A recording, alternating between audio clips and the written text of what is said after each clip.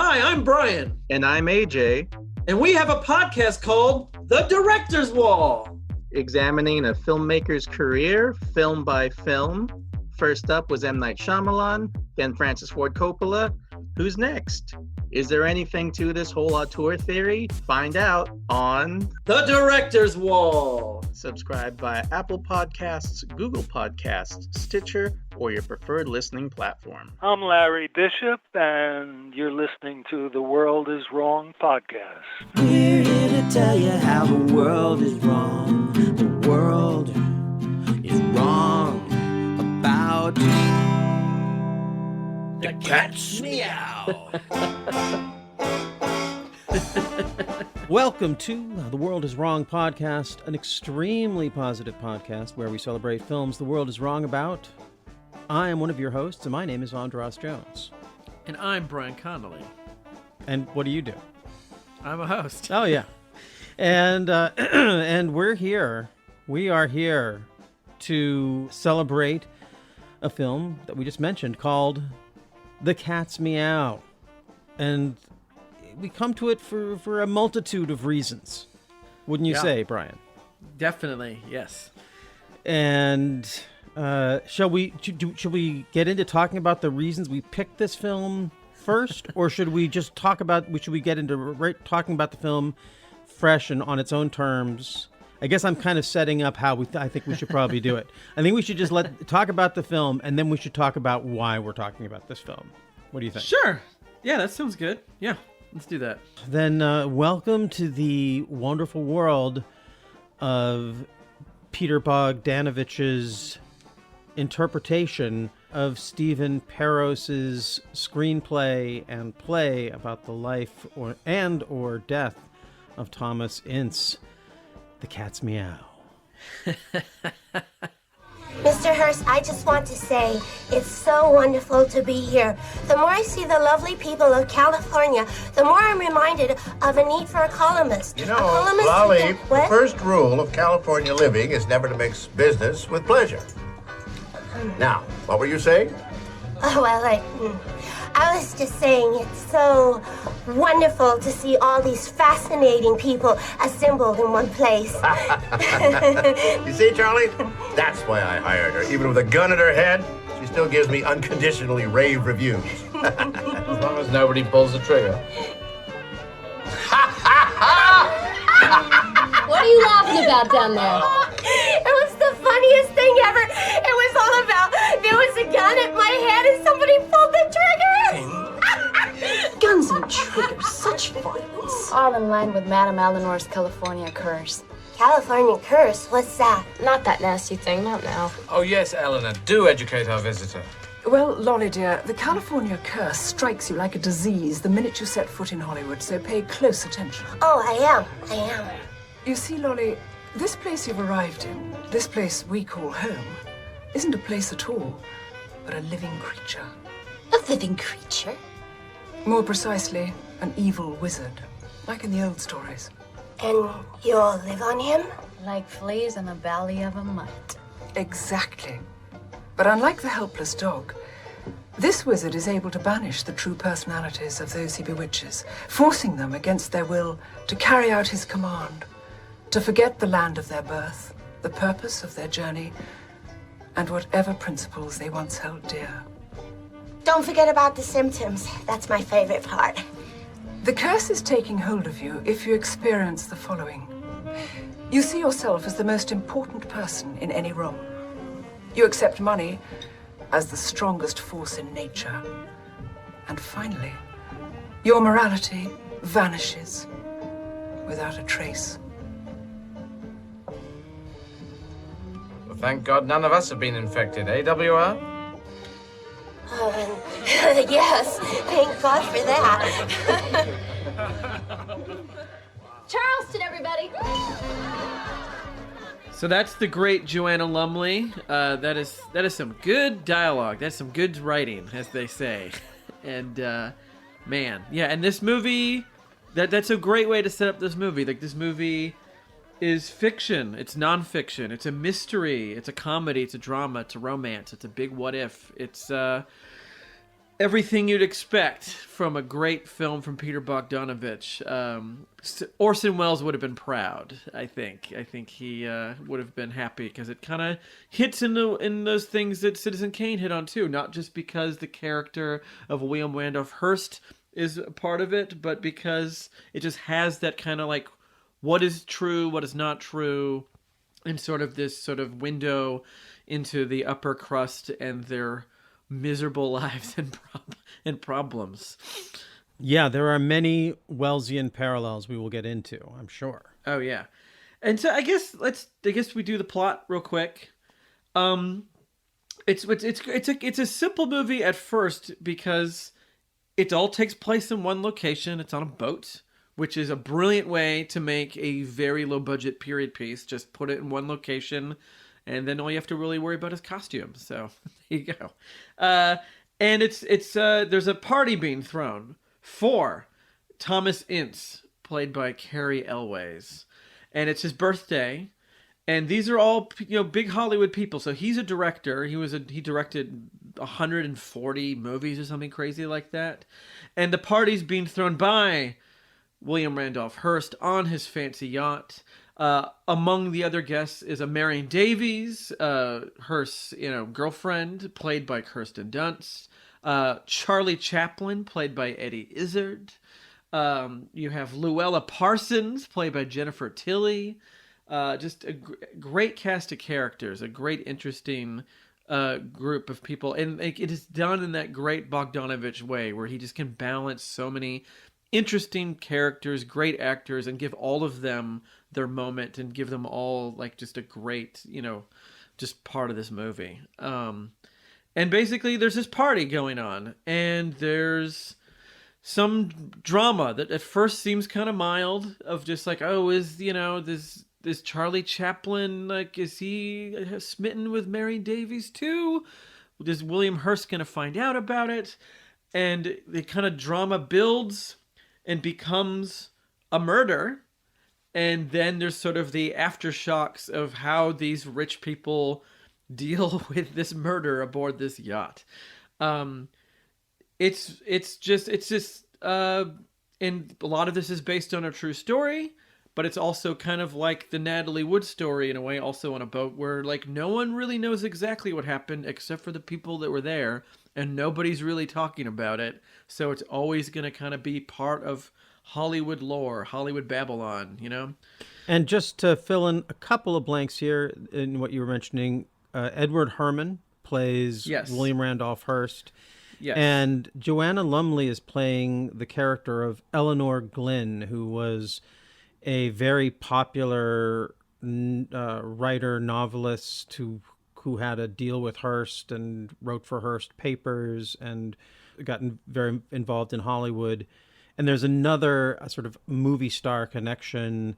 Claudia Harrison plays the character of Margaret Livingston, a living actress who would go on to star in Frederick Murnau's Sunrise, which was a sort of a landmark silent film. So, yeah, I just wanted to fill in a couple of those historical footnotes before we dive into talking about the film and how it comes to us. Mm-hmm. So, were you through in your description of the film? Yeah, I think that's a good description. Yeah, I like how you didn't.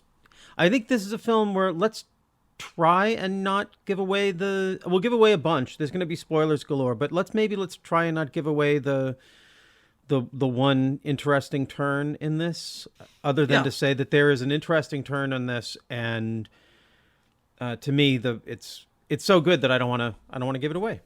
I think that's a great idea. So this has been a film that I've enjoyed for a while. I don't know many other people who are familiar with it, and you brought it up to me recently in a conversation because you took it as a sort of a medicinal restorative. Yeah, I mean, as you know, on this show we don't like to, hate on movies, but I watched Mank with my wife and did not enjoy it. I'll just leave it at that. Didn't enjoy it.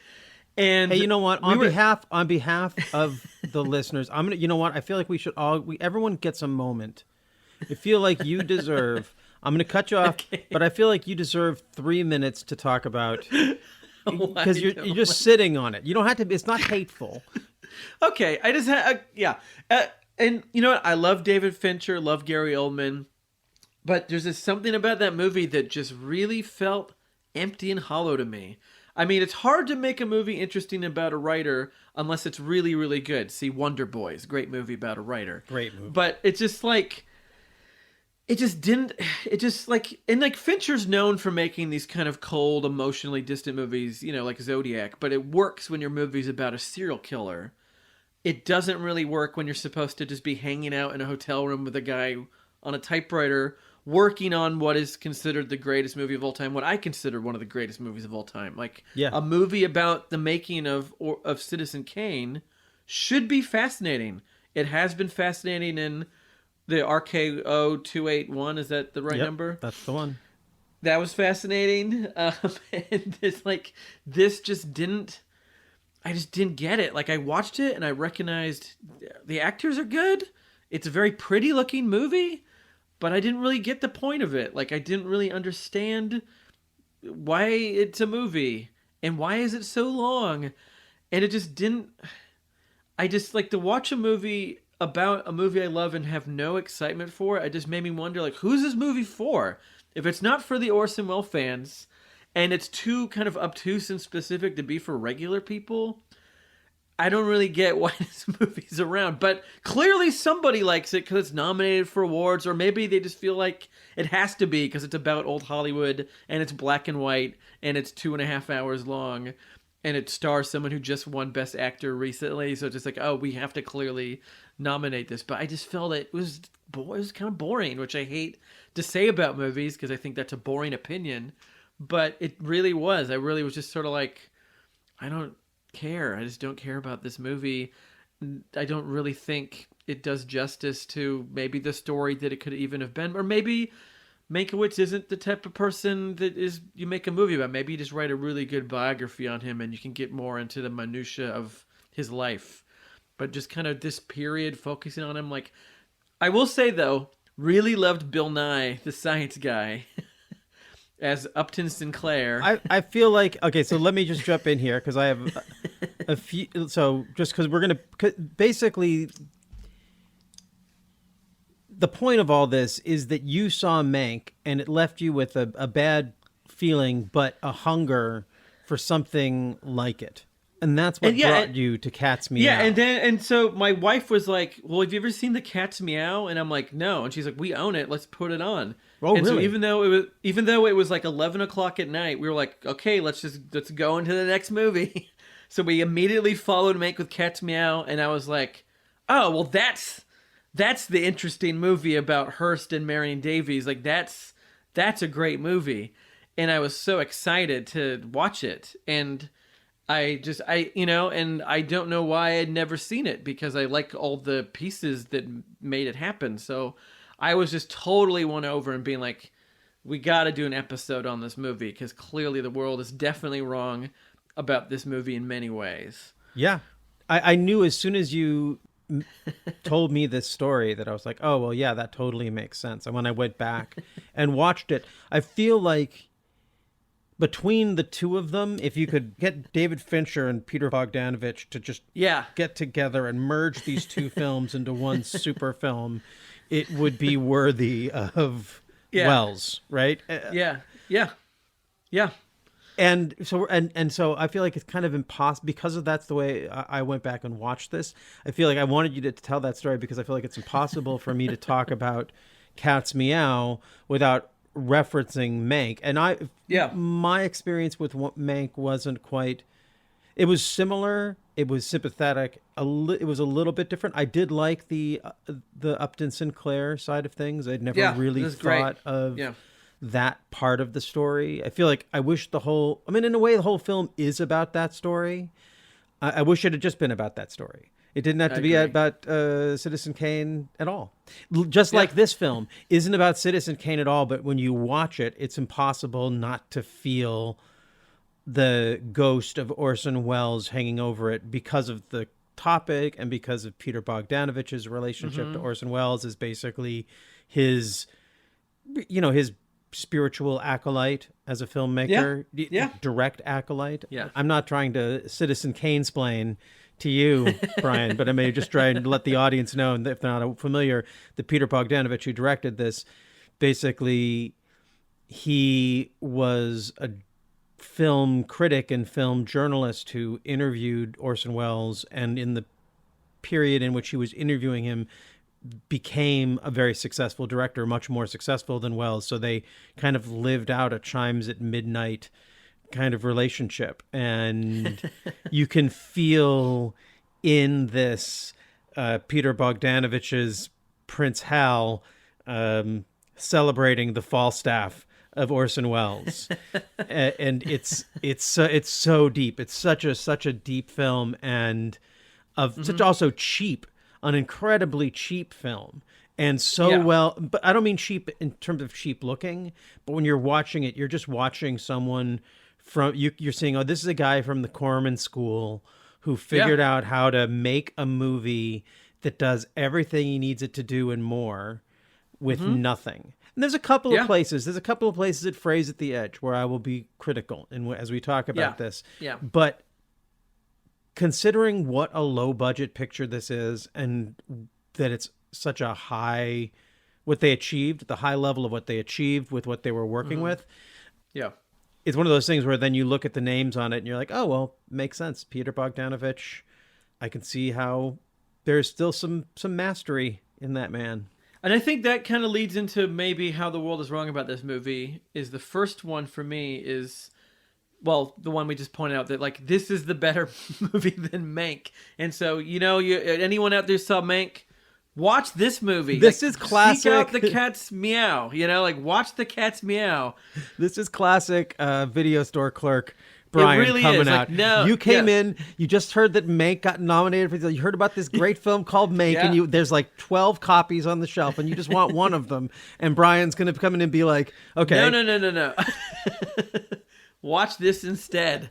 You've never heard of this. Track it down. It's more interesting. There's only one copy. It's on VHS. It's like you can have it on a nice DVD of Mank. No.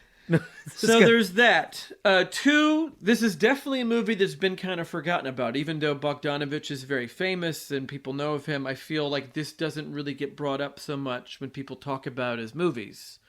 And I think part of that is the third reason why I think the world is wrong about this is that so many people, and this reminds me a lot of kind of where we're at in the Director's Wall podcast that I do with Coppola. Like so many people kind of write Bogdanovich off at a certain point. This being like, oh, he was so great when he started and then he stopped being good, the end, and this is from 2001 and it's great. Like it's very good. And I think, and I've been watching, some of his stuff recently, and I think he's always been good. I think it's just one of those things where people kind of assumed it wasn't good because his movies weren't maybe breaking through to people in the same way that like Last Picture Show or Paper Moon was. But like, and I think the world is slowly, it's like we're so behind on Bogdanovich. I think we're slowly every year kind of appreciating the next movie.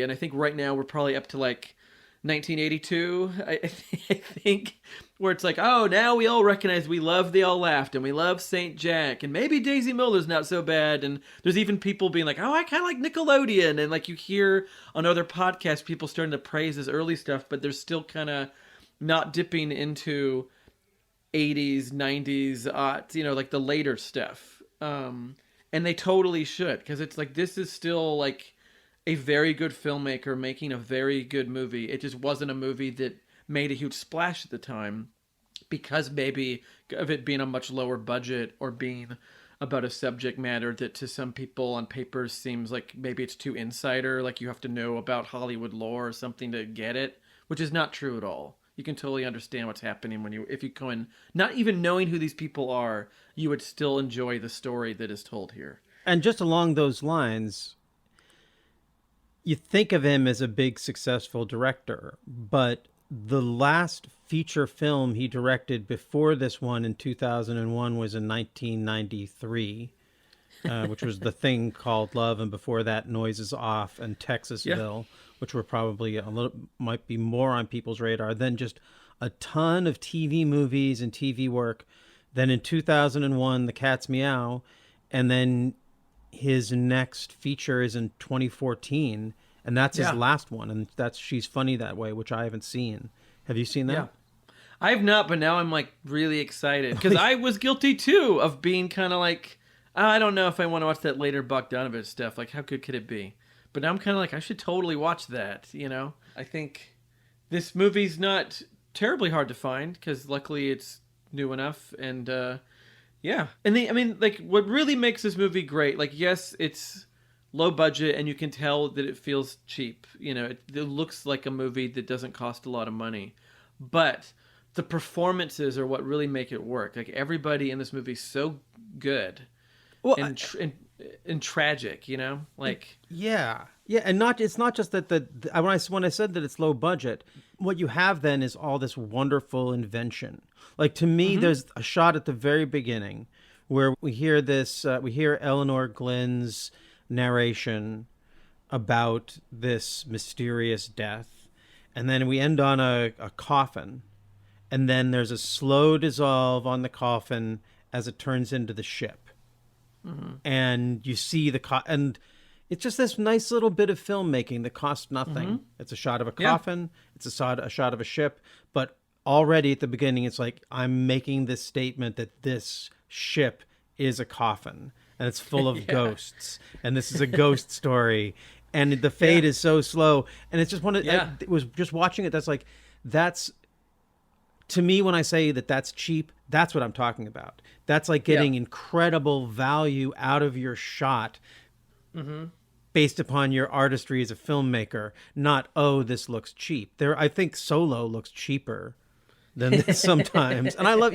but just because this is not to take a shot at that, but really I wanted to make a point that I was not, that the cheapness is more like a statement of respect for someone who's able to, like, in the way that Welles would really respect. Look, he figured out how to make his film, and it cost so little that he probably got to do a lot of what he wanted to do, and no one messed with him. And so we have this very, very interesting, unique film. You were about to get to the performances, because I do think you're right. Can I tell you one other thing? I did a little research on this. So it's listed as being an adaptation of a play by Stephen Peros. But Stephen Peros wrote it as a screenplay, had actually sold it and made money off it. I heard an interview he did on a podcast. He had actually shopped it around as a screenplay and had interest. And I can't wait to tell you some of the cast members that he had mentioned that were in earlier iterations of this. But then he got frustrated and was like, okay, well, maybe I'll just do it as a play, because people are saying it would work as a play. It's all in one thing. So he did it as a play, and the play was enough of a hit that they got new interest in making it as a film. They got Bogdanovich involved, and then really was Kirsten Dunst in her first adult role. Basically, she was only playing teenagers, and Marion Davies was really 27, so they were looking for an older actress. But Kirsten Dunst came on, and that's what brought the whole thing together. But you want to hear some of the original, the other people who were going to play these characters? Please. So, okay, I'm going to say the 5 actors he mentioned, and you tell me which roles you think they were going to play. Okay. Drew Barrymore. Well, that was Marion Davies. Christopher Plummer. Hearst. Rosie O'Donnell. Luella Parsons. Lynn Redgrave. Eleanor Glenn. And Matthew Broderick. Thomas Ince. Yeah. Wait, then who would have been Chaplin?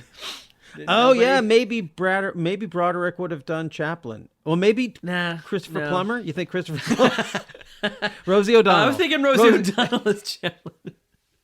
That's interesting. Like, was anyone famous in the play, or was it just sort of like an off theater small thing? He didn't say.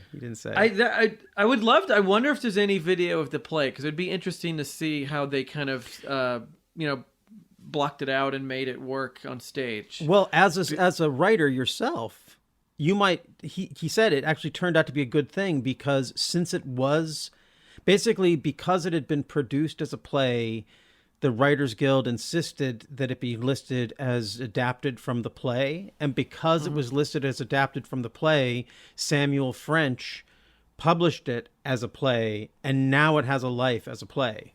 That's great. How's that for a success? Like, very few, that's a writer's success story, right? Yeah, now you can make money off the play, exactly. the movie, they can just go crazy. Yeah, it's funny, like Zach and I are doing the same thing right now with a cartoon that we want to make, but we were like, but if we make it as like one issue of like a comic book first, then that's IP, and then you own the IP, and then it's, now you have a show based on IP, a comic book, which is what Hollywood loves. They love things that have already existed because they are creatively dead. So like that's, good for you writers. You just milk what you have for all it's worth. Just go crazy. Yeah, how's that for an antidote to Mankiewicz's sort of sad writer story? This film has a really happy writer story where the writer actually won. Yeah, that's rare. I know. Take that, Mank. Take that, Mank. So let's go through the cast of this movie here. Like, I think it's like, gosh, it's good. Like, maybe let's start from the bottom up. So like, Jennifer Tilly as Luella Parsons. Wow, so she's the bottom, huh? Well, I mean, like, I don't mean like but I'm saying like in terms of the screen time and the people that like the main story's about. Okay. So Jennifer Tilly is great in this kind of role, and she's nuts in this. She really is, playing Luella Parsons, who, for those who don't know, she was kind of became this like big Hollywood gossip. She was sort of like TMZ for the 1930s. Oh, I was just going to say, we talked about her. We played a clip from Trumbo in an earlier episode on, I think, when we were doing the episode on Strange Love of Martha Ivers. So she comes into history. In that way, she figures into the Citizen Kane story. She was one of the people, Hearst's attack dogs. So this is a story about sort of her. This is kind of her origin story. Like, she's the Joker in this story. She's the one, right? Yeah, no, totally. No, you were right. Like, yeah, she's definitely kind of the evil born out of this film story. It seems like, right. And yeah, she is nuts. Like, it's an interesting role because they kind of, at first she plays her kind of ditzy, but then it gets kind of like, she gets kind of Machiavellian, definitely, like towards the end, So like her character arc is very interesting. Sort of like she starts out as sort of like, I don't know what's going on. I'm just like a silly person. And everyone's kind of annoyed with her. And she definitely, to me, is kind of like the comic relief for the first part of the movie. Like, there's that great scene where they're having dinner and Charlie Chaplin tells a joke. And then she tries to reiterate the joke to everyone at the table, and it totally doesn't work. But that part is really good. And Jennifer Tilly's so good at playing these kind of roles. It's just like her character in Bullets Over Broadway, where she can play kind of not stupid, but kind of ditzy really well. But you can tell there's something smart behind that, Like, it's really good. She's always really good. And like, I really was very happy to see her in this movie and be like, oh yeah, she's so great. Why isn't she in more like indie movies? Like, there was a time where she was, and I want more of Jennifer Tilly in 2021. She has this style of acting. It's sometimes like maybe it's what people who like, and I'm one of them, who like Nicolas Cage's style. Like, there's this sense that sometimes she's not really thinking about what her lines mean. Like, she's just she knows them and she's delivering them through her action, and so sometimes there's something that's just odd about her rhythm, but in this case it creates these wonderful sort of awkward moments that Bogdanovich uses really well. I feel like I can definitely feel the director's hand here, like goosing people into different different tones of performances. There's a lot of different tones going on in all these people. Mm-hmm. There's not some sort of, even though obviously they're working from a script, these characters, like you could say that Jennifer Tilly is in a very different movie than Cary Elwes. Yeah. Right. Yeah, for sure. I worked with Jennifer Tilly. On what? She was in the film Far From Home that I was in with Drew Barrymore. And cool. And yeah, and even then she had this, it's just one of those people who it's really like, when I say that I don't think she worries about what the meaning of what she's saying is, I think that can be a really great quality for an actor, because the words are already telling you what they mean. You don't need the actor to tell you what the words mean. You need the actor to bring their life to it.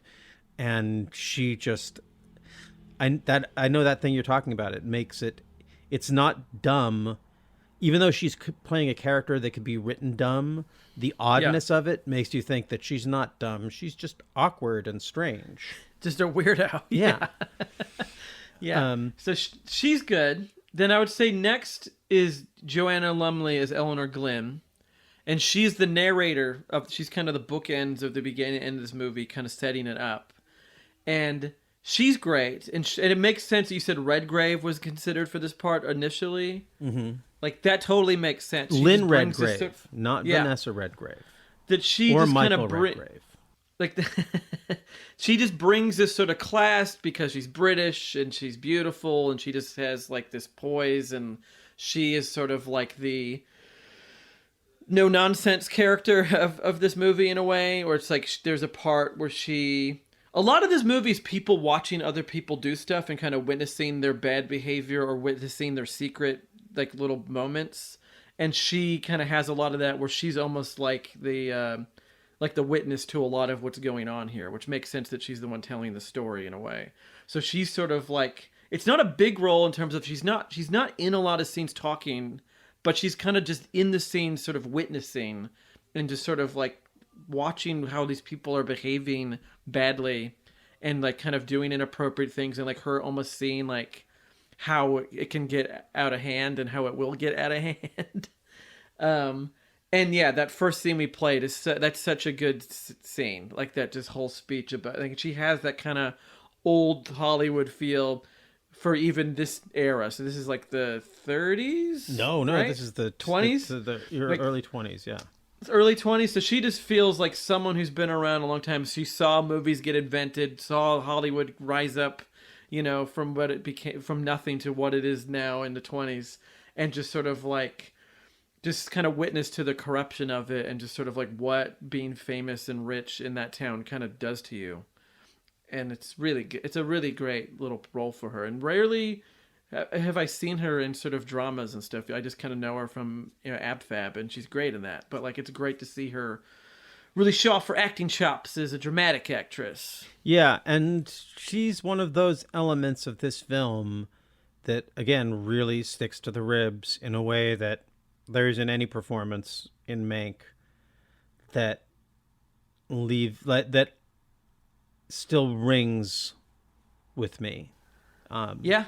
The thing I think about Mank when you're asking of like who it's made for, I feel like it's made for Greg Toland fans.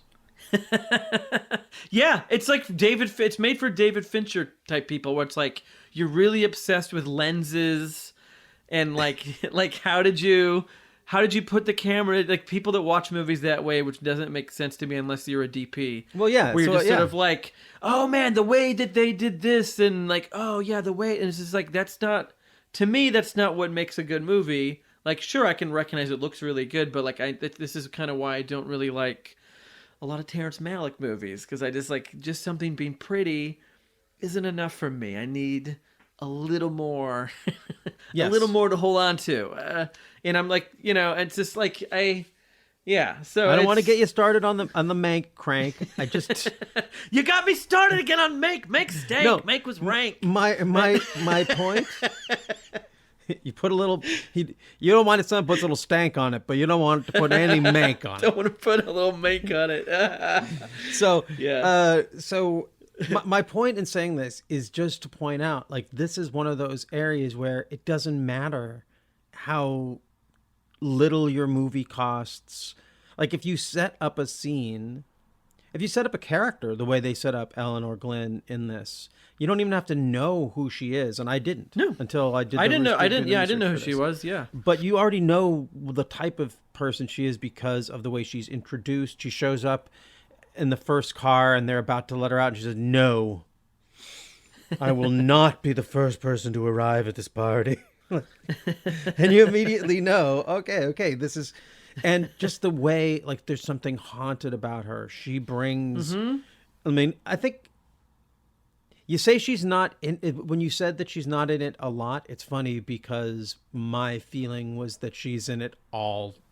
Like, well, yeah, I mean, like, she's in it, but she doesn't. It's like She's not a- like, I think the beginning of her waiting in the car is a great way to set up that character, because it's like she's already just like kind of spying or watching people, and the way they treat her, it's almost like she's not there. So like, there's a scene where they're having like this kind of drunken party, and they're kind of in a private littler party within the party where they're trying to play charades, and Charlie Chaplin just in front of her starts making out with Marion Davies, that everyone knows is there with Hearst, but they're almost treating Eleanor Glynn as like she's just not there. She's like a true fly in the wall, or just like you said, like a ghost, just like witnessing this, but isn't actually a part of it. It's like she's just kind of like watching, you know, like hovering around these people doing stuff, and them like acting like she's not really there, which is weird and interesting. Yeah. Yeah. Yeah.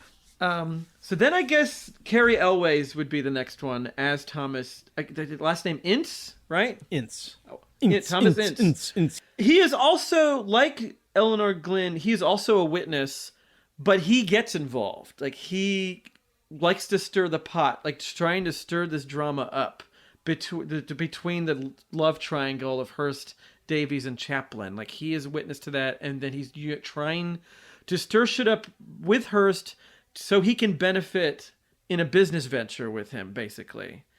And it's a great role for Cary Elwes because it's like, it's kind of scummy and sleazy, but at the same time, it's like it's just business. So he's not like a creep, but like, you definitely think he has like these, these kind of dishonest motives for doing these things, and kind of, but you do like him because he's handsome and charismatic, and it's Cary Elwes. Like, you can't help but like the character.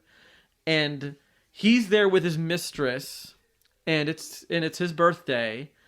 And yeah, it's just like a very interesting role for him. And I feel like it's interesting too, because like this kind of came out when I think he wasn't kind of in movies as much, like as the star anymore. Like, I think this is right before Saw came out, I think around that time. But like this is, and he's like kind of a little more fuller, like his body's a little more like, you know, lived in. And I think it's just a perfect role for him, playing this sort of like accomplished director that everybody loves, but he wants a little more. And what's interesting is, like, I never even heard of this person before, the Thomas Ince. Like, and he is a director who I guess should be remembered because his output is vast. Like, he directed a lot of movies. It just happened to be, you know, from the 20s and the teens, or like in a lot of those movies, I guess, kind of didn't make it to TV or video, and so people just don't remember or know who he is. Well, and also the great, like, there was a gigantic media machine that was built around trying to downplay his existence after this occurred. Yeah. So yeah. It wasn't like, if you want to do a book on film, Peter Bogdanovich, maybe you didn't put Thomas Ince into it if you wanted to get it picked up, if you're still trying to achieve. Now he can make this film. Although I guess he can't, because afterwards he wasn't allowed to make another film until 2014. I know that the Hearst machine still exists somehow. Well, I don't know. There's probably just residual. I mean, it doesn't have to be the machine. Once the machine gets going, it doesn't have to be. Yeah. It can just be a thing. We don't talk, it's like, Ince, who cares? I'm wondering, you're a fan of the film Inserts, right? Oh, yeah. That's so good. I'm trying to think if that character might be based. nah, that can't be based on ints. It's a totally different thing. Sorry, when you were talking about it, it made me think about that.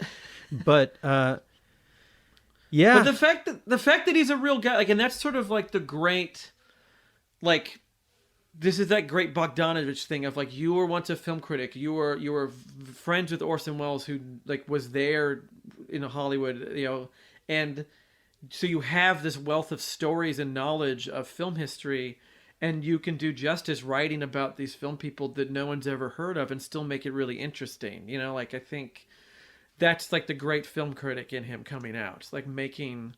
And he hasn't, like, you know, it had been a while since he's made a movie like this. Like, all the movies he's made, like, it's been a while before he kind of went back to this, like, love of old Hollywood and kind of working it into a movie. Like, it's certainly there in, like, Nickelodeon and... what is the musical called? At Long Last Love? Is that right? At Long Last Love, yeah. And, you know, and What's Up, Doc? And just, like, having that kind of, like, that old Hollywood knowledge and love and just, like, putting that in this. Like, I love... It reminds me, it's very much, I think, like, kind of some of what Tarantino got into with, like, Once Upon a Time in Hollywood, where you're just like, oh, I know who that's supposed to be. That's great that you threw that character in there, like, that actor... You know, because you're so smart about this, and you're also such a good filmmaker and writer that you can make it work even if you don't know who this obscure actual person is. Yeah. And actually, in doing the research on this, Welles mentioned, at least, I think maybe this is according to Bogdanovich, or maybe, but there's a quote where he was saying that he had intended to include the Thomas Ince story in Citizen Kane, but that it was just like, even then it was something too soon. Yeah, we're not going to touch that. But yeah, it's like that would have been an interesting thing to put in Mank, you know. Yeah. Oh yeah. No, definitely. Yeah. It's funny. Sure. Are you a fan of Noises Off? Have you seen Noises Off? I've never seen it. Like I said, like this watching this movie has now kind of opened up this kind of like great box of Bogdanovich. So like today, finally, I watched What's Up, Doc. After you let's kept just start the music. Me. Oh. You just kept. You're like, the I don't mean to. I don't. You're the Tower of Pisa. Oh, sorry. Don't mean to go on a tangent mid. Like, you know, we'll get back to talk about these actors, but man, that movie's great, and it does actually remind me a lot of this movie. Because the first hour of that movie is just people running between rooms in a hallway, basically. You're just kind of going from one hotel room to another and just kind of in that confined hotel. And that reminded me so much of this movie because so much of Cat's Meow is like going to this cabin, in this room, and all the characters come together. Then they break apart and go in little pockets, and they come back together again. And like he does that so well, like Bogdan, and that They All Laughed has that in there too. Like he does that so well of like having this kind of what feels like this big movie in terms of the amount of characters you have to keep track of, but it's never confusing, and he's beautifully, you know, blends it all together. And oh man, and that movie's rich with like great, like, you know, that feels like a Preston Sturges movie, and it feels like an old screwball, like Bringing Up Baby, and Jerry Lewis and Blake Edwards, and oh man, like yeah, What's Up, Doc? Why didn't you tell me it was so good, Andres? Why didn't you tell me to watch that movie? Like, it's totally a movie for me. Why did you keep this a secret? Listeners of the show will know that this is the culmination of a long and hard-fought battle to get you to enjoy something that I knew you would enjoy. That I would. I mean, maybe I'm just on a high from watching it, but I would dare say maybe it's one of the best comedies I've ever seen. Like that, it's so funny. And that 20 minutes, like that crazy ass car chase, like that is comedy gold. Like that is so good. Like, good Lord. And it's the first time that I found Barbra Streisand to be cute. I was like, she's really cute in this movie. Like with her long hair and stuff. Cute. She's beautiful. She is like her eyes, and I'm just like, oh, I get it now. Like, oh, I understand. You know, I understand Barbra Streisand. You've seen Under the Skin, right? Oh yeah. Uh-huh. Scarlett Johansson is playing Barbra Streisand in What's Up, Doc. Like, as Scarlett Johansson can't approach the alien perfection, which is, Barbra Streisand in that movie is a like, yeah, she's just a carnal monster. And like, it's please devour Ryan Totally, O'Neal in every I scene. totally fell in love with her watching this movie. I was like, I never understood like the infatuation with Barbra Streisand until today. And now I'm like, now I'm gonna watch Yentl. I'm gonna go crazy. I'm excited. Prince of Tides, like bring it. Let's do it. Like, This is so unfair to the Cat's Meow. Like it's like you can't even like. I'm so sorry, Cat's Meow, because What's Up Doc? Like it all I can think of is it's like if you invited What's Up Doc onto the boat that Cat's Meow is on, it would just sink the boat because it's such a bigger film with so much more stuff and. It's kind of, I mean, yeah. So, like, I really want to talk with you about What's Up, Doc, but I want to table it a little bit because it's so unfair. It's so unfair to 18-year-old or 19-year-old Kirsten Dunst that she has to even swim in the same air as Streisand in What's Up, Doc. Sorry, but that's what's so great about Bogdanovich is that he made. It's very much like Coppola. It really is. It's like you made these masterpieces, like these amazing.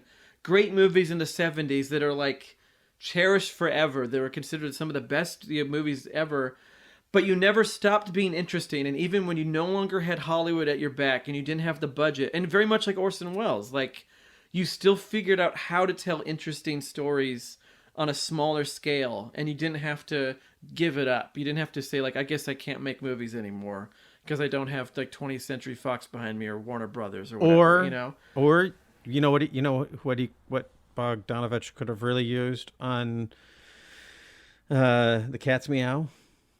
What? The help of Polly Platt as a production designer. That's the one area where this film is where Cat's Meow, that's where it frays at the edges. I don't think she'd let there be a saxophone player doing a really bad just putting the saxophone in their mouth and bobbing back and forth to this old timey jazz. That is one that would not get past Polly Platt. That would not be Polly Platt, for those who don't know, was Bogdanovich's wife and partner on his acknowledged masterpieces, and there's a great podcast about her from Karina Longworth, and You Must Remember This podcast. So anyway, continue. Yeah. So I think let's go back to this movie. Oh yeah, we were just saying it. So Cary Elwes. Cary Elwes. So back to Cary Elwes. I just want to say, I hear what you're saying, but one of the things that I liked about this was that he wasn't likable. That for where the film needs to go and for it to hit the emotional beats it needed to hit, I loved how weaselly they let this character be. It would have been a much different movie if they had played him a lot more sympathetic.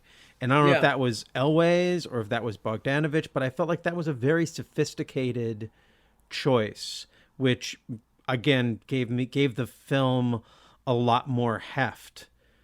For me, that sort of stick into the ribs element. There was just like this moral ambiguity that was really, really rich. And I could just, it really came from some of the just what we were talking about, the looks, his reactions, the knowing way that he pursues his destiny despite where it's leading. It's great. I did have some sympathy for him because I think there's something so sad and desperate about how he's going about himself. Yeah. And like he doesn't show that to people, but you can tell that it's there. Yeah. And that's sort of like how I felt for that character. I was just like, this guy's really like he really wants it so bad that he'll do all these things for it, and just like, and then he kind of pays for it. So like, yeah, it's really good, and I think it's like rare because I think it's rare for Cary Elwes to pull off such a good performance kind of post the 90s, like because I think people didn't know how to use him after a while because he was a leading man, and then he it's just sort of like, I think here they use him very well and they know what to do with him. Like Bogdanovich, I think was smart casting, much better than if it was Rosie O'Donnell as originally intended. Not to knock Rosie O'Donnell, love her too, but. And this was Elwes' second time doing a Welles story, because he was also he played John Houseman in Cradle Will Rock. Yeah, that's right. So they should have put him in Mank. Yeah. God damn it. I hear he turned down Mank. He was like, Smart Been there, man. done that. Been there, done that. All right, so then we have Charlie Chaplin, played by Eddie Izzard. And shall we navigate what we need to navigate? Like, so Eddie Izzard in this film, I was listening to this interview with Stephen Peros. He refers to Eddie Izzard as a he, but Eddie Izzard is now she. So how do we want to? So I think, and Charlie Chaplin is a he. I think for the purposes of understanding what's going on, we're going to be talking about Charlie Chaplin and using the he pronoun. Yeah, I think when we talk about Eddie Izzard, we'll say she, but when we talk about the character of Chaplin, we say he. Got it. Okay, that makes sense. Just right? so everyone's on the same boat with Eddie Izzard and Charlie Chaplin.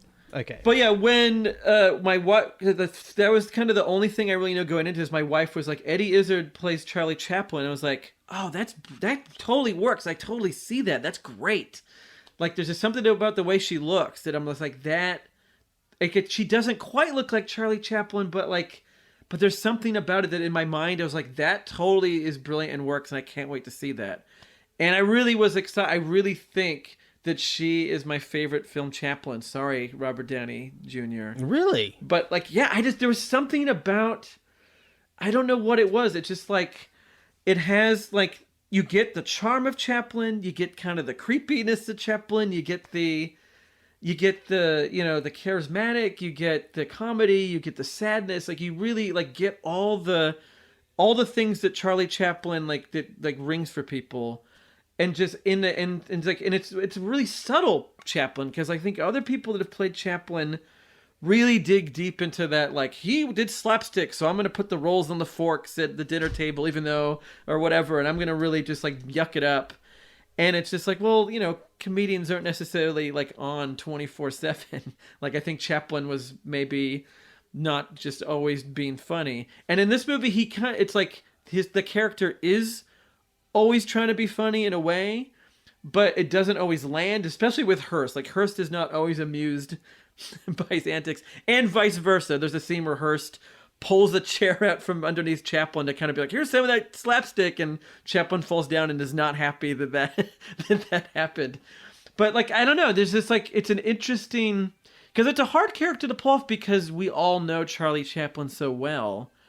But I think that Eddie Izzard, I think she did a great job, making Chaplin, you like him, but you don't like him, and just, you see him getting in over his head and being like, what the fuck are you doing, Charlie Chaplin? This is inappropriate.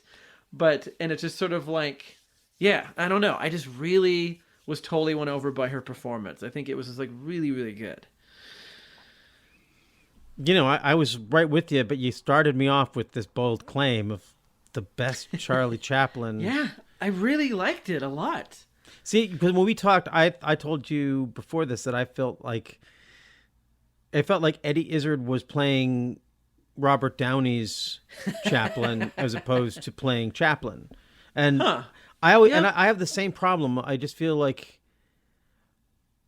when you I just haven't seen Chaplin in a really long time, and maybe I haven't seen that movie in a long time, so maybe I would understand. This is not to take away from performance. That's what I'm saying. Is I guess I like actors playing Orson Welles, which we can. I think I prepared a list of all the films with Orson Welles in it that we can go over and pick our favorites. But I don't feel like there's ever really been a great Orson Welles on film, and I don't feel like there's. And I do feel like Robert Downey Jr.'s. I loved Robert Downey Jr.'s Chaplin. I thought it was. When you sort of compare it to Dunst's Marion Davies, you just see what a polished actor. It was such a great showcase for Downey's acting, sort of punching well above his weight as a young actor who was coming up around the same time with him. I just watched in awe at what he did in that film. But even that, he's really good when he's playing the Chaplin we know with the mustache. Oh, yeah. But no one captures the Chaplin that I see in films just sort of hanging out outside of the character, where he looks he's this tiny little dashing Laurence Olivier looking guy. Yeah. And maybe it's just because the film's moving so fast, but when you also think he's also this athlete. I just feel like the athleticism aspect of Charlie Chaplin is what's never really in the movies about him, and you can kind of see that era of film clowns, they were all athletes. Like Buster Keaton had to be a huge athlete. Yeah. Harold Lloyd had to be a huge athlete to do those. Yeah. Films. Oh yeah. I mean, I can't see. I can't see Eddie Izzard. I don't know. Chaplin was really chasing Marion Davies around pretty quickly. That's pretty athletic the way he was trying that's to true. catch her on the boat. But like, I think it's really interesting to have a movie where Charlie Chaplin's one of the main characters, and you never see him with the mustache. Like, you have the hat. Yeah. But like, you don't get that iconic. It would really be like making a movie about Groucho Marx, and he doesn't paint on the mustache. And I didn't think about that. That's interesting, because that's like what we know them at, and like I think that's what people who maybe who heard that Chaplin was the characters would expect. Even though you're like, well, but he didn't really look like that in real life. That was just a fake mustache he had in movies, But like, I think that's an interesting challenge for someone to try to play Chaplin, but not have to. You can't lean too hard into the tropes that are expected of that, or that you could use to kind of cop out of seeing, in a way. You know what I'm saying? Like, you could, like, it's like Eddie Izzard couldn't fall too hard on like the Chaplin stuff that is like that everyone knows about. Like, she had to kind of come up with her own character in a way of who this Charlie Chaplin is in this story. And it is like a sexy Chaplin. It is sort of a kind of a mysterious Chaplin. Like, I don't know, it just really worked for me. Oh yeah.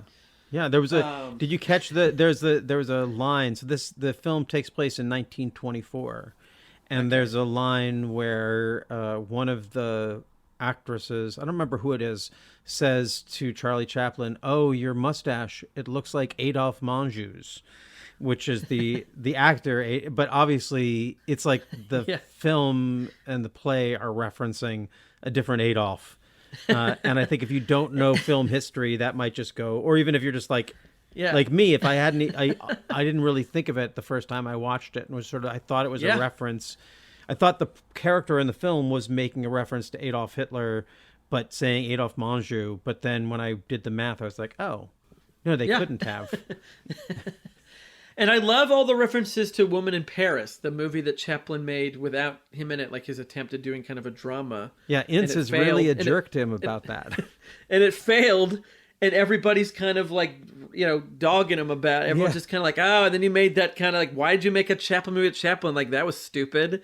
And just like, and you have these little, like, that again, that kind of remind me almost like of a Tarantino sort of thing. Like, that's the film critic Bogdanovich being like, I'm going to reference a woman in Paris in this movie, and I'm gonna I like the little bits of Chaplin trying to, like, you can tell he's trying to figure out what the gold rush is gonna be, and so he's asking Marion Davies, like, would you, if you were starving, would you eat shoelaces?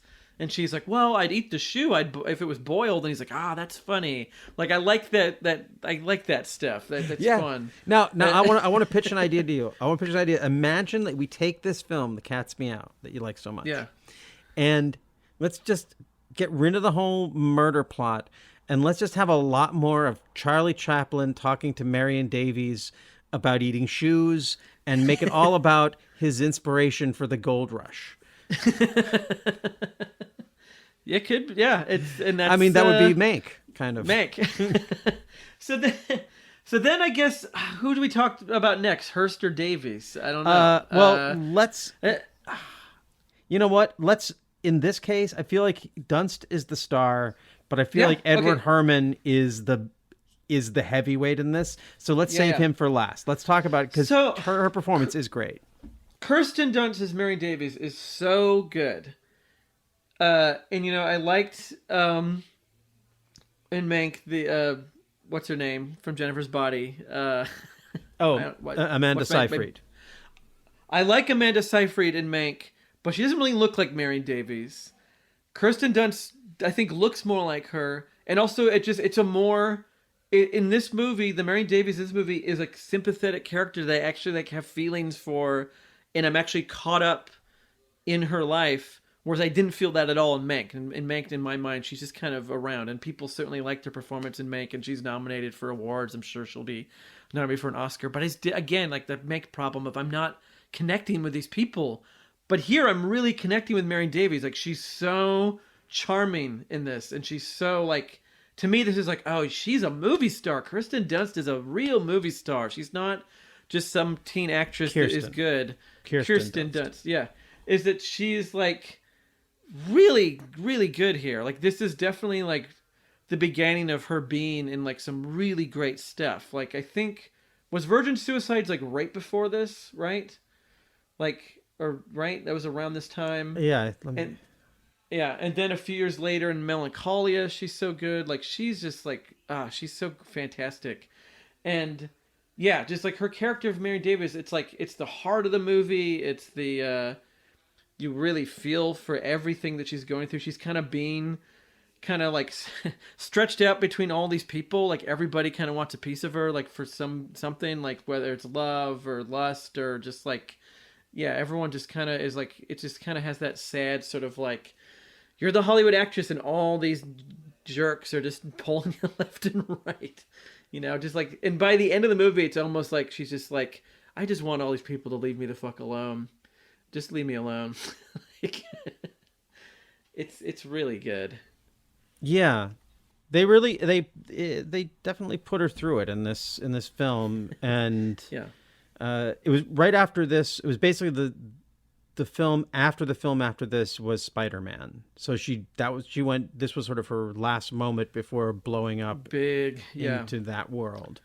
Yeah, and she's definitely one of those actresses who maybe it's. I don't want to make the comparison to Nicole Kidman because I haven't got there yet. Like, my thing with Kirsten Dunst has always been, I think she's very good, and I tend to go into what she does for other reasons than going to see Kirsten Dunst. And over time, she's just built up a lot more. Like, she just keeps building up credibility and credibility and credibility, even though I don't have that natural affinity. Maybe it's like your Kevin Costner thing. Like, I don't look at Kirsten Dunst and I'm like, oh, I like you. In this, I have an affinity for you, that like the movie star affinity, but over time I've developed an actor's affinity for her, where it's like, and in this, I see like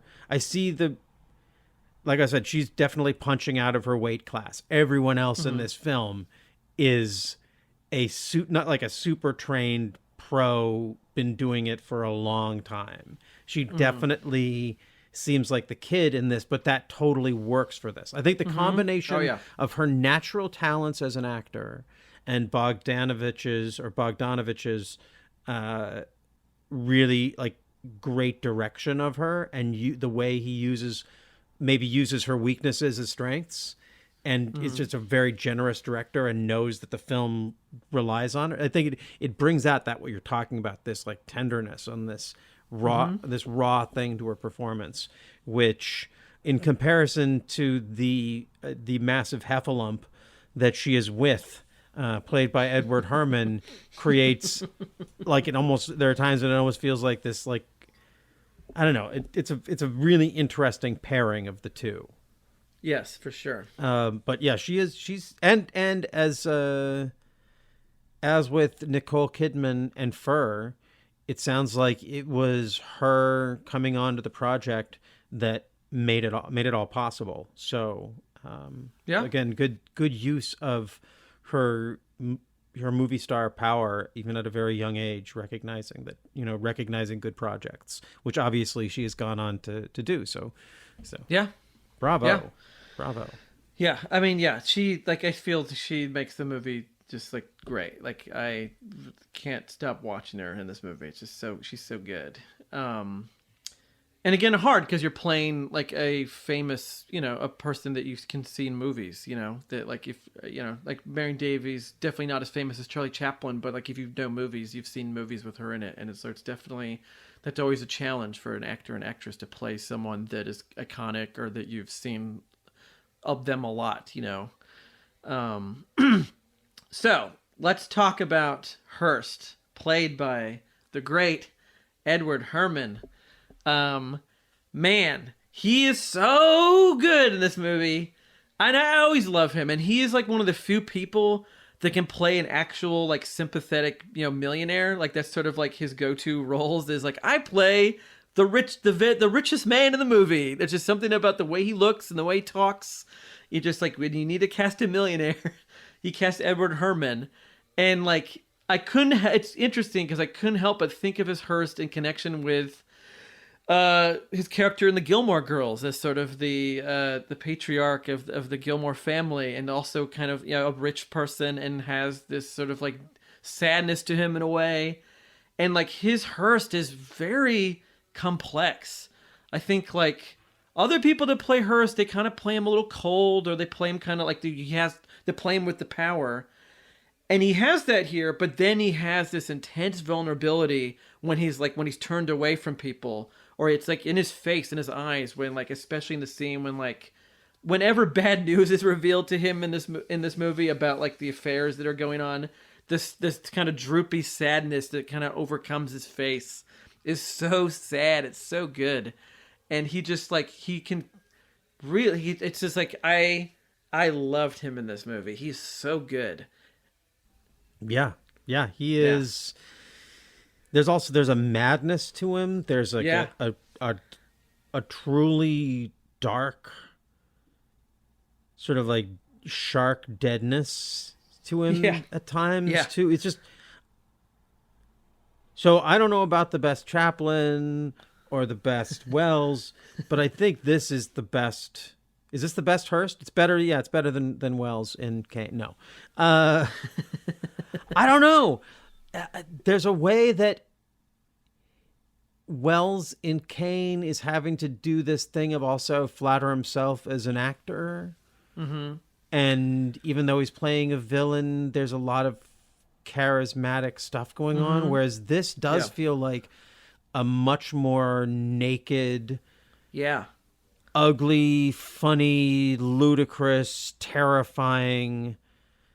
Oh, there are scenes in it. It's funny, when I was watching it, before I had heard the people that weren't in it, I was watching it thinking, okay, so who did Bogdanovich want for all of these roles before he settled for all of these people? Like, there was a part of me that's like, when he, like, before I knew the whole story, I had imagined, oh, he found this script, and then he was like, okay, well, I'm going to get Nicholson to do Hearst. Oh, I can't get Nicholson. Okay, well then maybe I'll get, and at a certain point he gets Edward Herrmann, which is way, way down that list. But I was watching and thinking, oh, this is so much better than if Nicholson had done this. Like, or if it was Christopher Plummer, if that was who he played in the like Christopher Plummer's great, but there's something that Edward Herrmann just taps into this sort of like, there's just something so interesting about, like, I feel like if it was Christopher Plummer or like Jack Nicholson, like it would kind of still have this kind of commanding, this sort of like bigger than life sort of thing going on. But like, there's just such this, like, like you said, like this rawness to his character, like this nakedness of like, he seems like this powerful guy that people fear, and then he can crumble so easily or just lose his mind so easily. Whether he's losing his mind and trying to be funny and everyone's like, what are you doing? Or running around with a gun and going nuts. Just like he's just like, it's such a manic performance in a way, but like it doesn't throw you off. It doesn't feel unreal. Like it's just sort of, you're just kind of on this weird journey through this guy's mind as he has these neuroses and like it's like, you can tell he's a powerful man, but he doesn't have any power in his relationship. And it's just like, and the way that Cary Elwes is playing him, against like Charlie Chaplin and just like all that. It's just so interesting. And it's such and because it's Edward Herrmann, and Edward Herrmann is so likable that like, you don't hate Hearst in this, but you he's definitely scary at parts. Like there's parts where Hearst is scary, where Hearst is tender.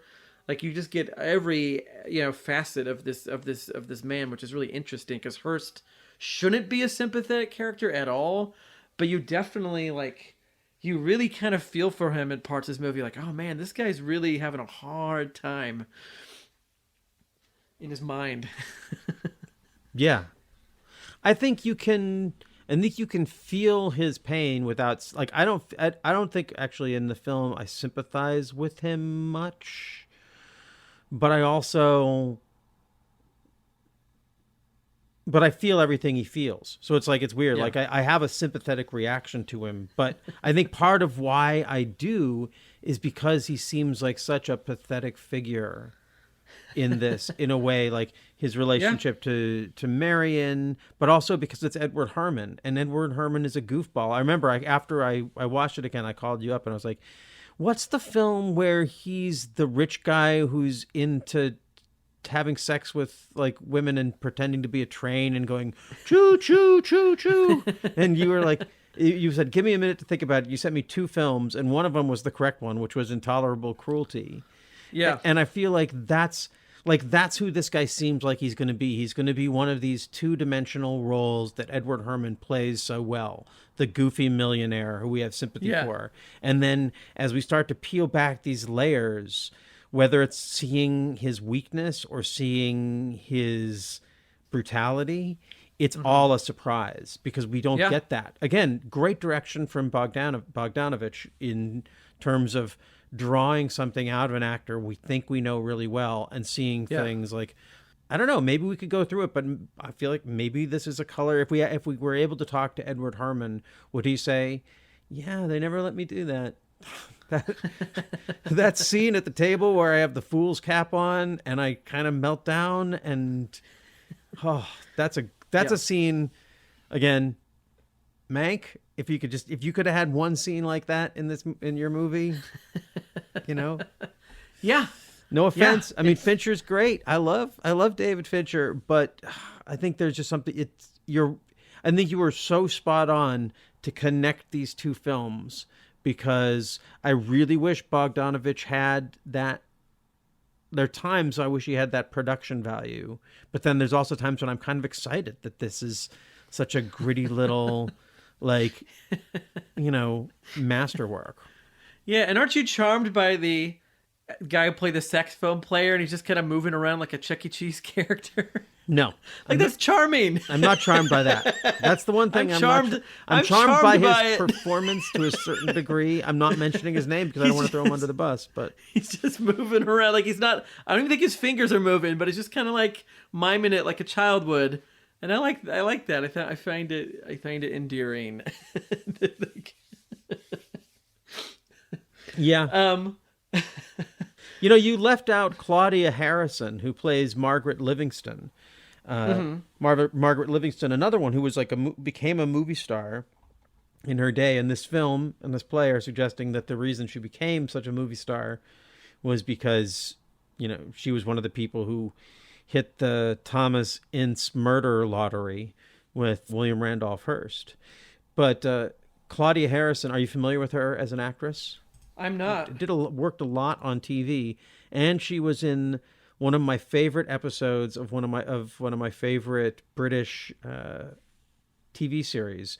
Did you ever watch the show The IT Crowd? I've not seen that. It's with Chris O'Dowd and what's his name? Richard Iowade. Oh, sorry, Richard Iowade and Catherine Parkinson and Matt Berry. All these really just heavyweight funny people, and they have an episode called Friend Face that came out right around the time of Facebook and I think it was maybe around MySpace or Facebook, but they really nailed how ugly Facebook is very, very early. Anyway, Claudia was in an episode, was in that episode. And so when I looked that up, I was like, oh, it would be a great opportunity for me to plug The IT Crowd, because it's an awesome series if you can find it. Chris O'Dowd obviously has gone on to be a very popular movie star in America as well. So, what else about this film? Is there anything else we need? You know, it was shot on a boat. It was shot in Germany. Oh, really? I didn't know that. It was not shot in California. It was shot on the water. Also, I thought a nice Wellesian touch, like what is it, Lady from Shanghai? A lot of that takes place on a boat. Yeah. Wells, I think he also didn't, a lot of Mr. Arkaden, there was a lot of boat stuff on Mr. Arkaden. Yeah. Wells knew that if you got people on a boat. Was Orson Welles ever on an episode of Love Boat? He should have been. I bet that's a good episode if he... It was also interesting, and I totally forgot about until I started reading about this, is like the story that this movie is inspired by is the same story that inspired Blake Edwards' Sunset, which is another great sort of forgotten movie about the 20s in Hollywood with people playing some famous people not, but it's like the same event that is inspired both movies. Both directors kind of known for doing some comedic stuff, making a slightly more serious thing, kind of dealing with this kind of old, Hollywood with its secrets. And you like that movie. I recommended to you that you watch Sunset. But did you pick up on that it was kind of inspired by the same event in a way? Like it's different in Sunset, but like it's like supposedly same acorn. Yeah, that one's weird though, because in that one, it's not really Charlie Chaplin, but it is Charlie Chaplin. The Malcolm McDowell role seems like it's a Charlie Chaplin type character, and so he's the sort of the villain, the Hearst type villain. Yeah, Sunset got confusing to me when I tried to do the real world math on it. So I just enjoyed it for what it was, particularly about I thought the stuff where that was really strong was in the cowboy stuff, like the Tom Mix with James Garner as Tom Mix. No, it was Bruce Willis as Tom Mix and James Garner as Doc Holliday. No, not Doc Holliday. He's the one who dies as Wyatt Earp. Wyatt Earp, yeah. Boy, I stumbled my way to that, getting that almost correct.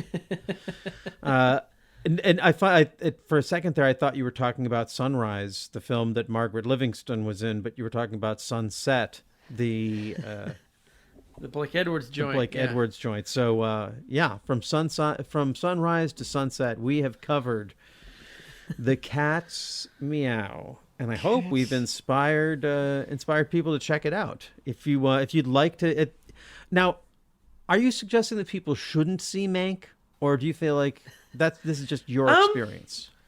Yeah, no one needs to see that movie. You don't need to see that movie. You know what? Watch Cat's Meow twice, and you'll have the. You know what? I'm going to pull you back from the ledge here, Bryan, because you know what? This is one of those things where, in 5 or 6 years, 8, 10 years, once Mank isn't on everyone's lips and it's not the new thing, and you don't have to deal with it. You're not trying to figure out why they made it. And it's just a thing that's out there. Like, this film, eventually the world will be wrong about Mank. Especially if it wins some awards. Then everyone will hate it very soon, and then it'll go out of fashion, and then eventually, David Fincher will be really not making interesting films, and Gary Oldman will have passed on, and will be going back over his great films, and you'll be like, you know what? Maybe I was wrong about Mank. Maybe it's not great, but maybe it's at least, it's not Cat's Meow, it's not RKO 281. But maybe it's like, is it better than Me and Orson Welles with Zac Efron? Maybe. Is it better than the Drunk History episode with Jack Black as Orson Welles? Probably not. So you said there's never been a good Orson Welles in a movie? Because I disagree. I have one that I really like. I like Vincent D'Onofrio in Ed Wood. That's the best. That one really works. And it's not his voice, right? But the actor whose voice it is, like I think it's the Brain from Pinky and the Brain, and then the way he looks, and then just that one scene is so good, and the idea of that scene of like, what if the greatest filmmaker of all time met with the worst, and they had this little discussion about art and film, and like I love that scene so much, and it totally works for me, and his Welles totally works for me. So I really like that Orson Welles. And John Candy's Orson Welles on SCTV. When he's drunk doing the wine commercial or whatever. That's a great Orson Welles. No, I'm with you. I love... I guess I feel like because it's two performances, it's a little bit cheating, but maybe that's what it takes. It takes two actors. It's movie magic. To do Orson Welles. Yeah. Other notables. We have Liev Schreiber was RKO 281. He was good. Yeah. Angus McFadden, The Cradle Will Rock. Tom Burke, Mank. Jean Guerin in Heavenly Creatures. a cinematic blind spot for me. I didn't. Oh, even he know. was. That was a good Welles. Yeah, that's a totally good Welles. Yeah. Then Christian McKay and me and Orson Welles, and Jack Black playing Orson Welles in A Drunk History. And what was that thing where Will Ferrell played a director announcing? Oh, okay. Hold on a second. I got to look it up. Eric Jean-Roche in the Spoils of Babylon TV series, which is supposed to be like his version of an Orson Welles type character. Did you watch The Spoils of Babylon? No, I heard it's good. I definitely want to see that. Yeah, it is definitely. When you ask who is Mank for, if it's not for me, it's like The Spoils of Babylon pays off and everything that Mank didn't give you in terms of just lots and lots of cinematic references and jokes and just little beats that really just tickle your funny bone the more movies you've watched. So that's the and it's funny because this is a film where Welles isn't involved in it at all. And think of how much we've talked about Orson Welles. And I don't think it's just because of Mank. But yeah. I mean, Hearst and, Bogdanovich, it's just like you can't help but feel, the ghost of Orson Welles floating around this movie. What an insult to Thomas Ince. The movie about his life and death. And all we're thinking about is a director who shows up like 20 years after the events of this movie. Hey, like Orson Welles is a one-of-a-kind guy. It's what it is. I mean, it's kind of true about it. I mean, everyone is a one-of-a-kind kind of person, right? I mean, yeah, I guess, but like, not everyone's interesting, I guess. I don't know. Maybe everybody's interesting. I don't know. No, you're right. You're right. I mean, but yeah, you have to figure Thomas Ince was pretty interesting. I just think I think that's there's nothing in the movie that says, hey, think about Orson Welles. And it's just an odd outgrowth of making a work of art that you can make something where, I mean, of course, they have to have talked about it while they were making it. Bogdanovich has talked about it in the promotion of it. But, yeah. Well, and supposedly he first heard about this whole story from Orson Welles. Like, Orson Welles told Peter Bogdanovich this story. So it definitely is like it started with Orson Welles for Bogdanovich, at least. So, there you go. There we go. The cat's meow. The cat's meow. One dream. One wish, one piece of mind. A podcast hosted by Nico White about One Piece by Achirio Oda on Paper House Network. We'll see you every Monday. Radio 8 Ball. Andras here. When I'm not co-hosting the World is Wrong podcast, I'm hosting and producing the Radio 8 Ball podcast, where we answer questions by picking songs at random, like picking musical tarot cards. We've hosted musical divinations for people like John C. Reilly, Patricia Arquette, Tig Notaro, and Fred Armisen, and hosted over 200 songwriters, providing the randomly chosen answers from Inara George and Dan Byrne to Mose Allison and Alan Toussaint. That's Radio 8 Ball, all one word. You can find us wherever you get your podcasts and download our app from the iTunes App Store. So, when you're not doing this podcast, you do the Radio 8 Ball show, a show where you answer questions by picking songs at random. Is there any Orson Welles that's floated in and out of Radio 8 Ball? Has there been anything Wellesian, Welles-inspired? I know you're a fan. I'm just wondering, has it ever come up as a big part of a conversation or a question? I don't know. Welles is definitely an inspiration in the sense that I feel like he's a synchronistic artist. Mm-hmm.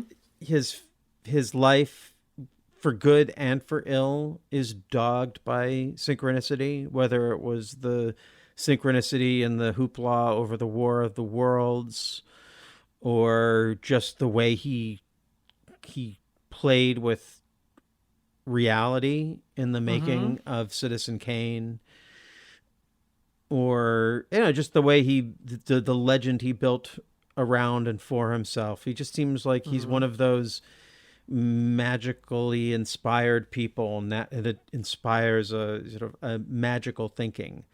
And I think also there's just something about, just personally for me, about Welles, that there's, and we've talked about it a bunch, that I am inspired by directors who are also actors. And I think Welles is the perfect archetype of that. Someone who not only is he an actor. Oh, now I have dogs. Do you hear that? Yeah. It sounds like a record scratch, like you're doing some DJing. It's like 5 dogs going mad outside my place. Hold on, I'm just going to close the window. Hold on a second. Throw him a sausage.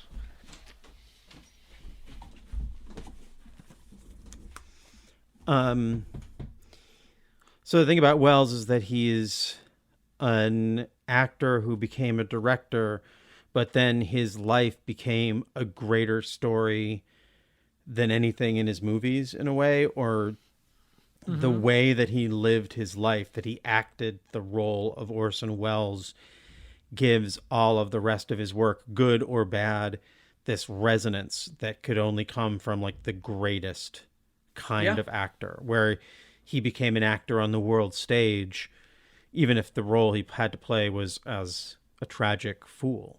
And and then he made films about that dynamic, and that's just, I don't know, there's something about that inspires the kind of thinking that creates and devotes oneself to a show like the Radio 8 Ball Show and a pop oracle. That makes total sense to me. And I bet you're a huge F for Fake fan. Oh, yeah. Right? Yeah. That seems like that's totally up your alley. Like that movie's so good. Yeah. I absolutely, I love that. I love everything. I really, there's nothing, it's such a cliche, but there's really nothing Welles that I am not interested in. I agree. It's like a Beatles totally thing. agree. Like, I just like, yeah. The whole story is just so interesting, so compelling. I've read multiple Welles biographies, and always am just hoping for things to go better. Like, it's such a weird thing to read a true life story, and I'm just, You're just hoping by the end of the book, like, they find the Magnificent Ambersons ending under a suitcase in a closet, and you're like, oh, that's great. Good for you, Orson Welles.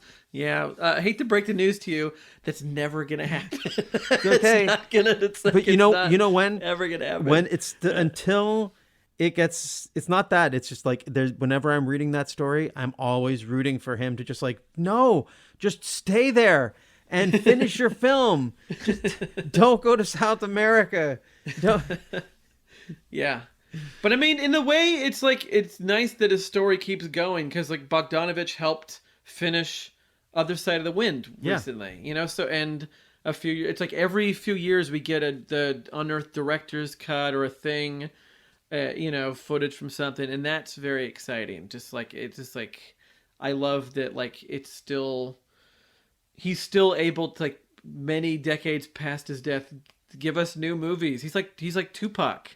It keeps coming. It's great.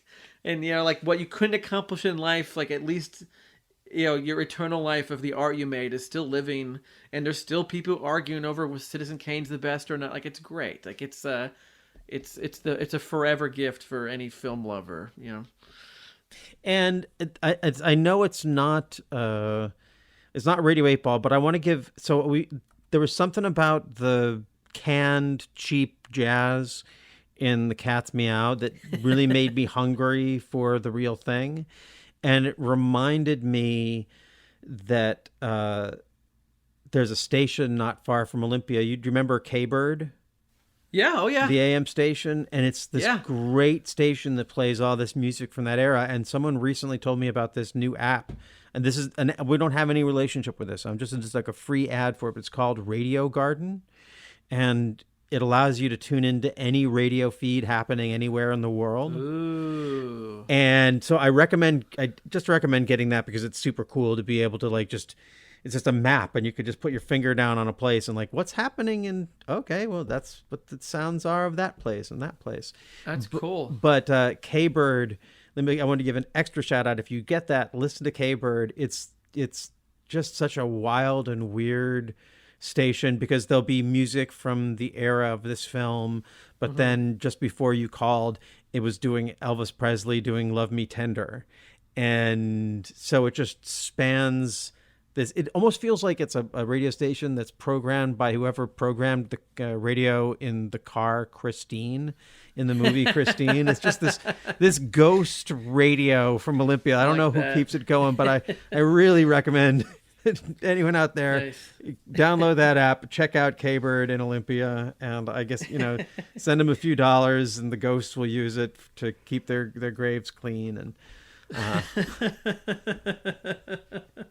so it sounds like you were kind of talking yourself into maybe doing a Bogdanovich series for the Director's Wall, the podcast you do with AJ Gonzalez, where you look at a film director's full filmography.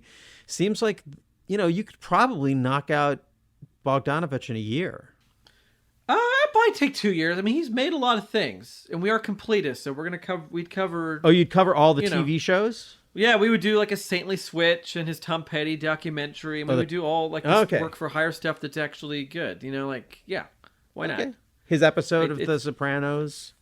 Yeah, that's good. Yeah, definitely. Okay. I think... That would definitely take a lot more time. But I think I'm fascinated with... before we even did this show, I've always been fascinated by directors that people kind of give up on. And then that makes me even more want to dig into what they have to see, like, oh, there's got to be something interesting there. Because that's... Like I've said before, that's how I am with musicians. Like, if I like someone, I'll listen to everything, even if everyone's like, oh, that's garbage, like they stopped being good 10 years ago or whatever.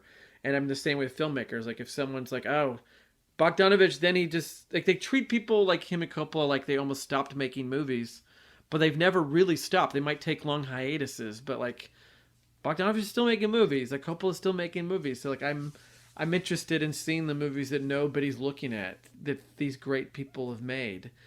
And, like, I'm just gonna be something interesting there, whether it's an interesting failure or an interesting success. Like, I'm sign me up. So yeah.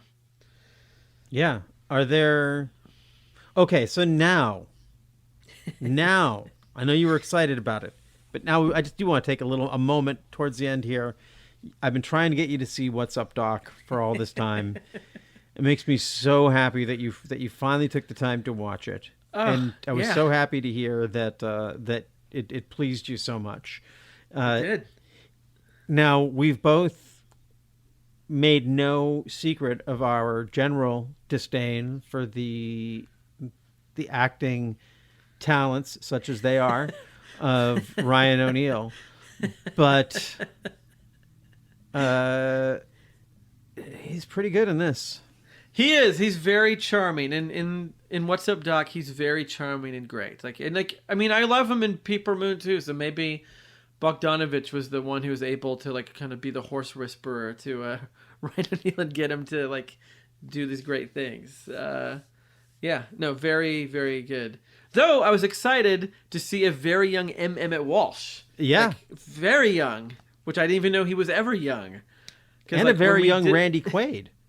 Oh yeah, So there's all the actors in the movie are great, and again, I'm really excited to watch more Barbra Streisand stuff. I've never really dug into that world, and now I want to dig into. I want to see all the things. I've never really seen much of anything that she's done movie wise. So I'm excited to I have Prince of Tides now on deck that I'm gonna watch this week. I think that is a really good film. I really enjoyed. I'm excited. I'm excited to finally get. It's like when I finally realized when I realized that I liked Sonic Youth. I remember I never got it when I dipped my toe in it and people really loved them, and then when I finally sat and listened to Sonic Youth album, I was like, oh, I get it. And that's sort of where I'm at now with Barbara Streisand. It's like, oh, I totally get it now today, like why she's so great to people. So yeah, she's great. I like one of the things. Yeah, the style in that film. I loved how.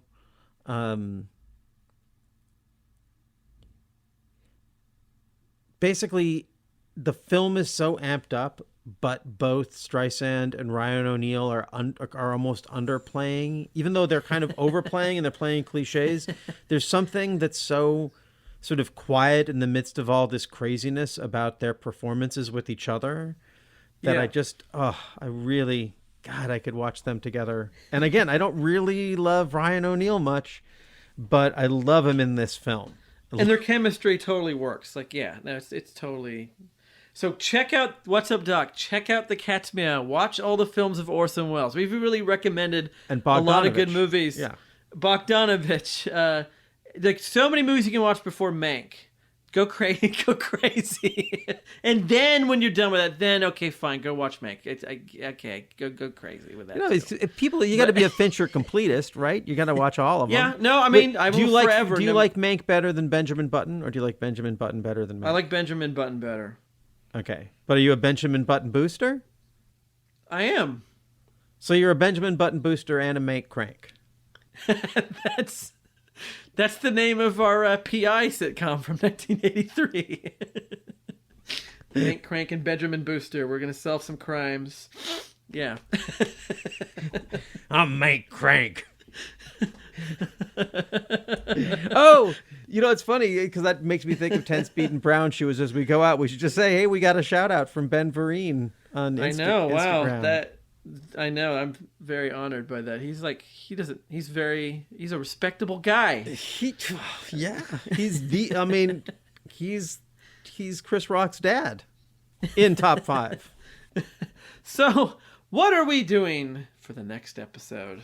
I'm excited about this one because this is like, I know nothing about this other than what you've told me. So I'm going in blind.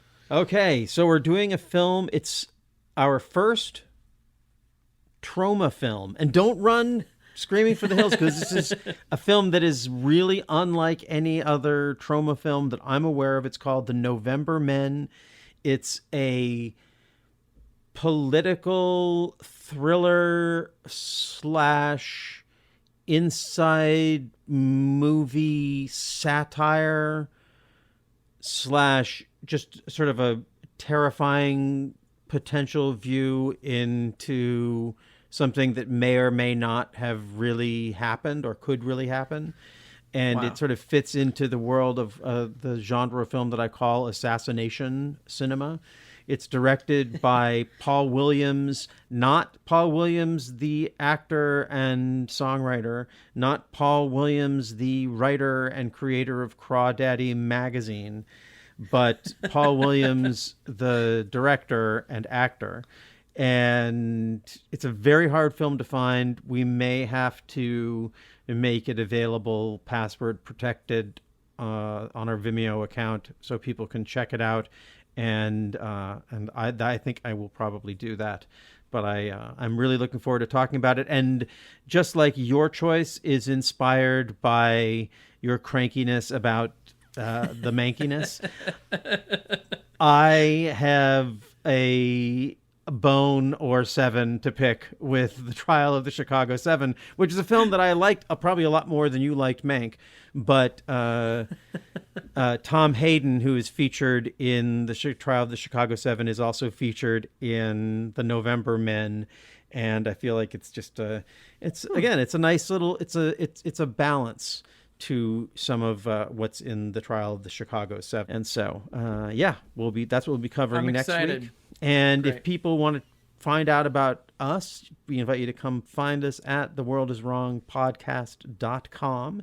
You can write to us at contact@theworldiswrongpodcast.com, and you can find us on Instagram at theworldiswrongpodcast. And I don't say it enough, so you probably don't do it enough, but if you listen to us on a platform that allows you to give good reviews and ratings, well, give us good reviews and ratings. It'll help other people find us.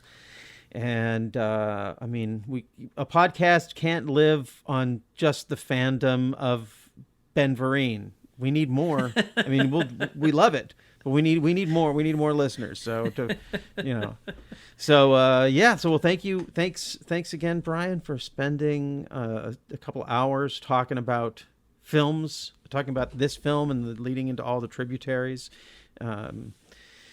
Anything you want to say to the listeners before we take off? If you ever find yourself in an awkward moment or an awkward situation, take a page from this movie and just yell the word Charleston a lot and get up and start dancing the Charleston, and that'll get you out of any trouble that you experience in life. Yep. And while you're doing so, just remember that wherever you are, the world is wrong, and it's probably wrong about you. I had already decided I was going to go out with Edward Herrmann's uncomfortable rant and the Charleston thing. Charleston. So that setup was just, I was so excited when you said that. I was like, oh, that just set But that it up. happens multiple times in the movie. Like, that's the out for any awkward moment at that table where they're all like, oh shit. And then someone just goes, Charleston. Everyone's like, oh yeah, Charleston. Okay, great. So I'm going to definitely try that next awkward dinner once I leave the house again. I'm going to pull the Charleston card. Yeah. Good job. That was a good... Hey, and that was under 2 hours. Look at that. Would you take it to be cracked? Thank you. All right. Hold it down back there. Hold it down. I want to propose a birthday toast to my good friend and cowboy creator, Thomas Harper Ince, one of the giants of the motion picture industry. To just give you an idea of how big he is, he's just made a proposal that we merge our holdings in the motion picture industry. Now, we haven't come to an agreement yet, but I can say that he is one of the most insightful and observant men I've ever known. Perhaps now is the time... I hereby call this meeting of the Board of Directors officially over. All right. Music. Here's the town. Thank you, WR. You're too generous, really.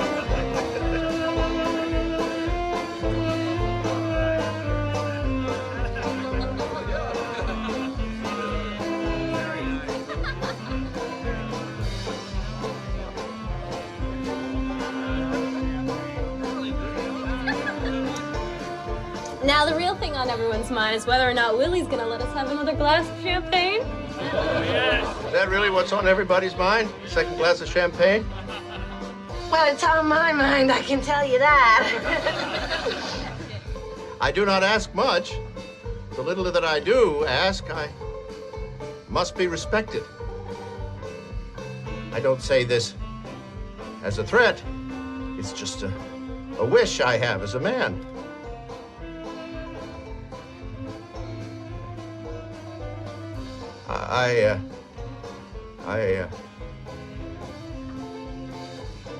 I'm a man asking for people to behave according to my wishes. On my boat? Why is that so difficult to understand? Charleston. Da da da da da da da da.